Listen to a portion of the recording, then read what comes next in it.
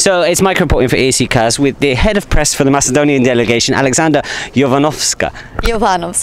You know, yes. We were practicing that. No, stupid British people, we can never pronounce the names correctly. Oh, not at all. Anyway, so we wanted to talk about your selection process this year. You had an internal selection. Can you tell me why that idea came about, and will you be continuing with that in the future?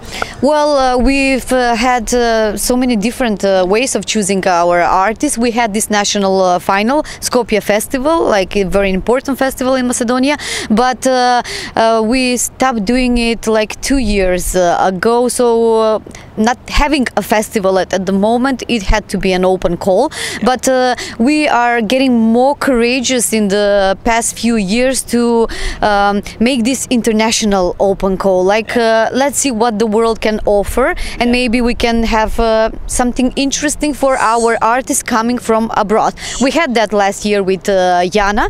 Dance Alone was a major hit, but we are even more happier that we received on an open call such a creative idea from a home composer and the duo Darko Dimitrov and Bojan Trajkovski, and here we are with Lost and Found. I think we did a great job. Yeah, no, it's a great song. I really enjoy that song a lot. But do you think you will continue with the same process over the next few years then? Well, this year we had first open call for a song, and later the story connected with the artist. Okay. Last year we had chosen the artist, then we start searching the song. Okay. I think it's good to have the artist. Yeah. And then start choosing the right song for the artist. We were lucky receiving like a project in total this year. It would have been very difficult to find the song and then start really considering who would be the greatest artist from that song. It's good to have the artist. I am for internal selection. Okay. Festival should be something else. People should not compete, I think, for that, but just pick an artist who maybe really deserves, and then everyone will come. Perfect. It will have his 5 minutes, 3 minutes on Eurovision. Okay, so touching on the promo parties and the fan media, what's your opinion on the promotional parties? Do you think they're useful? Do you think they will influence the result? I think there are too many parties. Me too. Number is increasing in years. Yeah. It's good. I think artists love it. It makes this journey last even longer, brings the excitement. They travel, they meet. Not every artist has the same experience. Like, we are coming from a small country, we don't have that developed music scene, and our artists get the experience they need throughout this journey. Cool. Talking to journalists, you know, getting the feedback from the song, and their ego goes, the confidence rise because they are, you know, seeing, they read on Instagram good comments, but when they meet and they say, I love your song really much, and then performing live, it's really good. But I think there are too many. We cannot go everywhere. No, of course. But thanks for the invitation. Thanks for the organization. But you picked up there on about comments on Instagram and things like that. So the fan media has exploded in the last few years. Do you find that useful as a delegation? Do you read it? Do you act on the criticism? I know some of it is very negative sometimes, but obviously sometimes there's some constructive criticism there too. I think that criticism helps and don't help, because we are very aware of what's good or what's bad. It's not like the delegation are insane or they don't know what they're doing, but sometimes you simply cannot go there.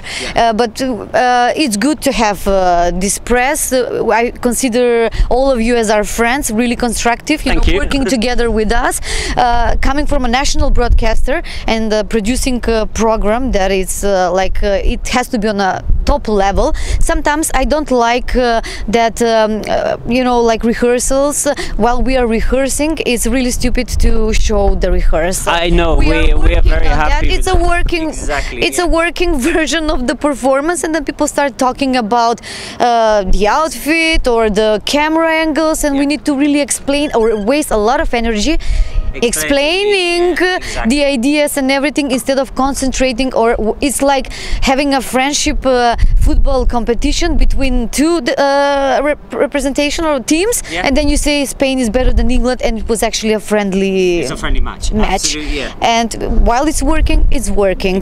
And previously we don't have you as a we didn't have social media.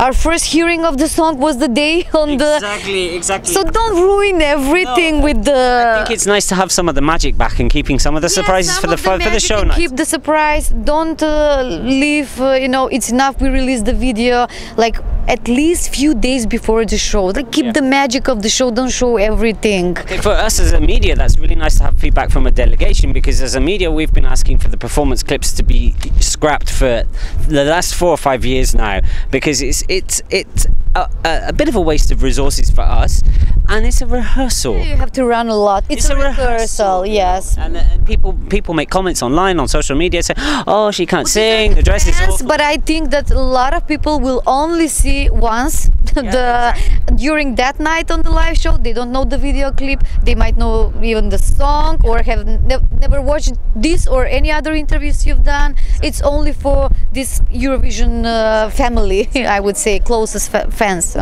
Aleksandra, amazing to speak to you. I count you as one of my friends now, but I am going to put you on the spot and just ask you one final question. If there is one rule at Eurovision that you would change, what would that be and why?